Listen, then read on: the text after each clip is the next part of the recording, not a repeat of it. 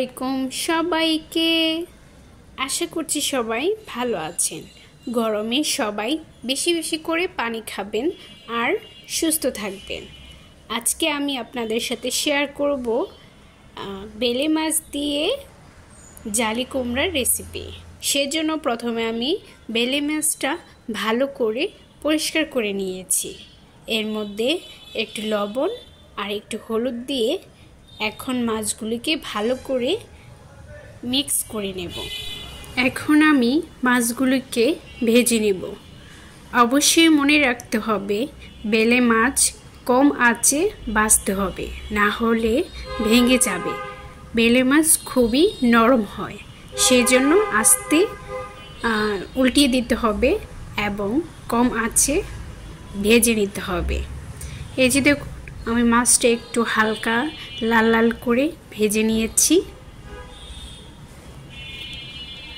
আমার মাছগুলো ভাজা শেষ।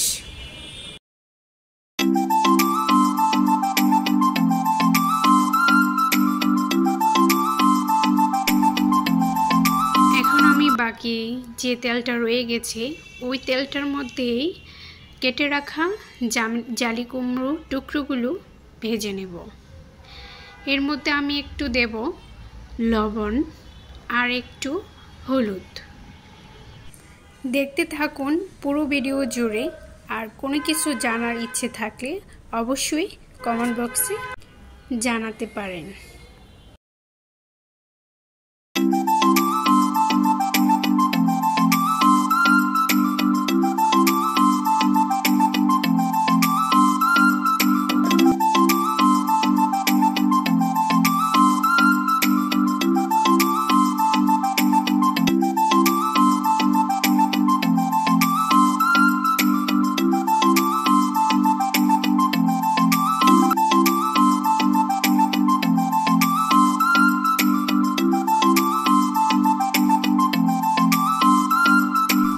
দেখুন আমি কিভাবে ভেজে নিয়েছি। কুমড়োগুলো একটু হালকা বাদামি করে ভেজে নিয়েছি। এতে তরকারি কালার খুব সুন্দর আসে, খেতেও খুব সুস্বাদু লাগে। এখন চুলা থেকে আমি নামিয়ে নিয়েছি। এখন একটা কড়াই বসিয়ে দিয়েছি, তার মধ্যে দিয়েছি একটি বড় সাইজের পেঁয়াজ কুচি। হালকা বাদামি হওয়া পর্যন্ত আমি ভেজে নিব।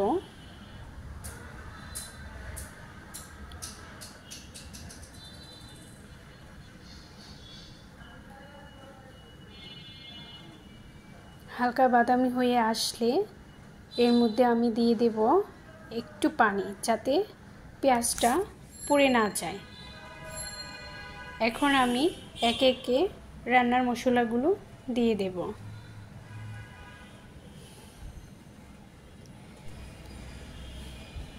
এক চামচ রসুন বাটা, এক চামচ আদা বাটা, একটু নেড়ে চেড়ে দিচ্ছি যাতে লেগে না যায়। স্বাদ মতো লবণ।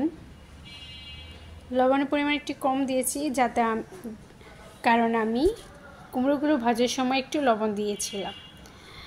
এখন আমি হলুদ মরিচ পরিমাণ মতো দিয়ে দিলাম, ধনিয়ার গুঁড়া। এখন মশলাগুলো নেড়ে ছেড়ে কষিয়ে নেব।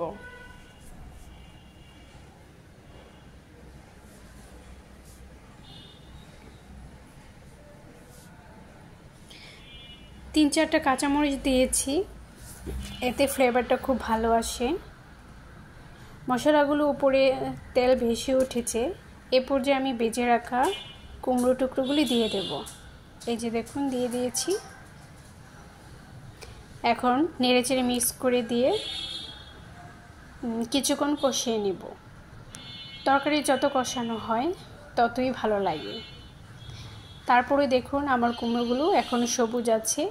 এভাবে রান্না করলে কুমড়ো সবুজ থাকে।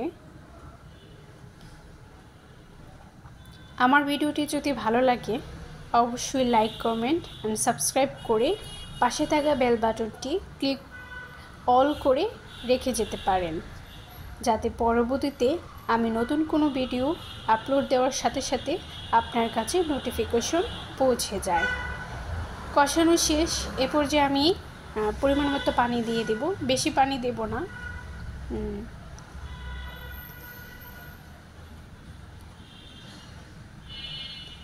এখন ঝোলটা আমি ভালো করে সিদ্ধ করে নেব।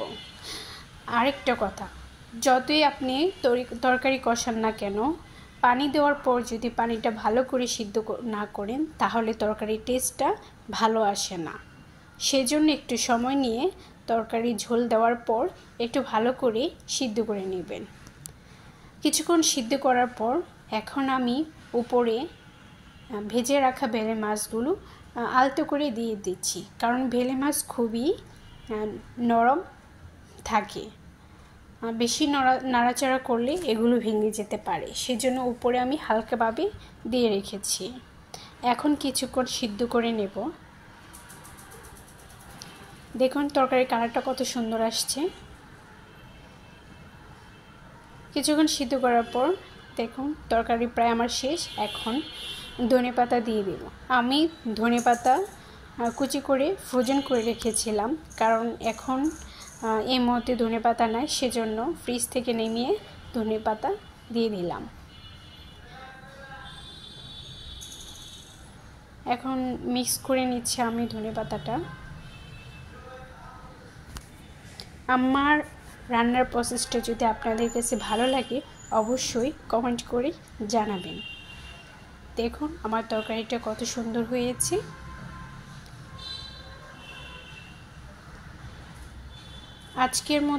আজকের মতো এখানেই শেষ করলাম। সবাই ভালো থাকবেন, সুস্থ থাকবেন, আর আমার জন্য এবং আমার পরিবারের জন্য দোয়া করবেন। আল্লাহ হাফিজ।